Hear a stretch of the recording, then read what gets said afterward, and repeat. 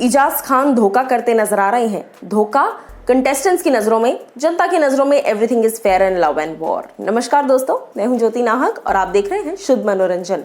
Big boss के घर के अंदर इजाज खान इस वक्त कैप्टन है। टास्क में इजाज ने रेड जोन वाले सभी कंटेस्टेंट्स को ये अश्योरिटी दिलाई कि अगर मैं कैप्टन बनता हूं तो मैं फेयर कैप्टन बनूंगा और आप लोग मेरी प्रायोरिटी रहोगी क्योंकि आप लोग मेरी टीम हो, आप लोग लड़ रहे हो मुझे कैप्टन बनाने के लिए। इस तरह की तमाम बातें। अब यहाँ पर पवित्रा, राहुल, जान, निकी, ये सारे थे। निकी बाहर आ चुकी हैं, बचे बाकी के 3।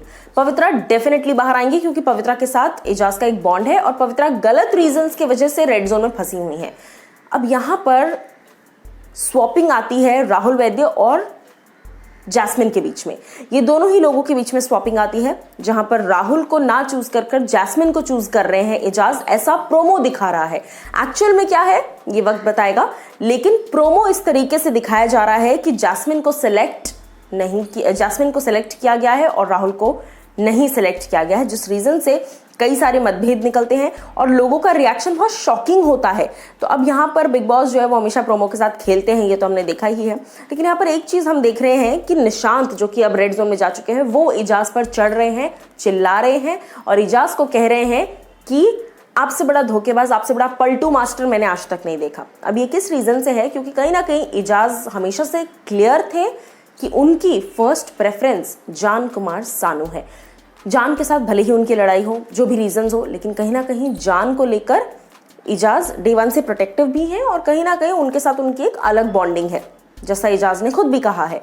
तो यहाँ पर क्लियर कट चॉइस थी कि निशांत और जान में से जिस एक व्यक्ति को इजाज चुनते वो जान थे, लेकिन उसके बावजूद पूरा घर कहीं ना कहीं टूट पड़ेगा।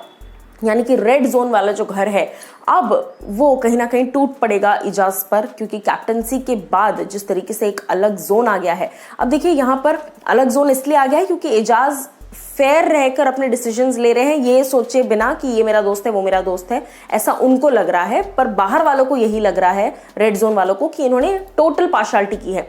चाहे कविता कौशिक हो, चाहे रुबीना हो, इन सभी लोगों को अंदर लाने में।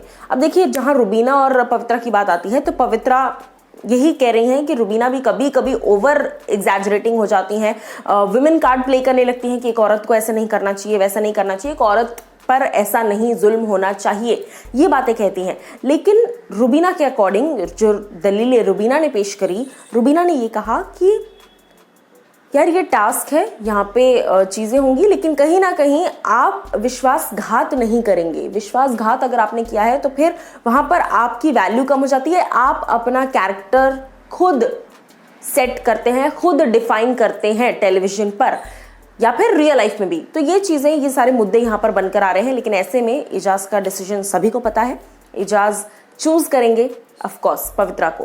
लेकिन यहाँ पर मेन मुद्दा ये है कि अब आप मुझे बताइए कि निशांत का गुस्सा होना, जो मैंने तीनों आपको स्टोरीज बताई, निशांत का गुस्सा होना, रुबीना का गुस्सा होना और कविता कौशिक का, इन तीनों ही लोगों का रेड जोन में जाना आपकी नज़रों में क्या जायज़ है या नहीं, या आप मुझे बताइए। क्योंकि ये तीनों भड़केंगे अब किस पर भड़केंगे? इन पर भड़केंगे, यानी कि इजाज पर। तो अब आप मुझे बताइए कि आपकी नज़रों में ये कहाँ तक जायज़ है, इजाज का ये फैसला।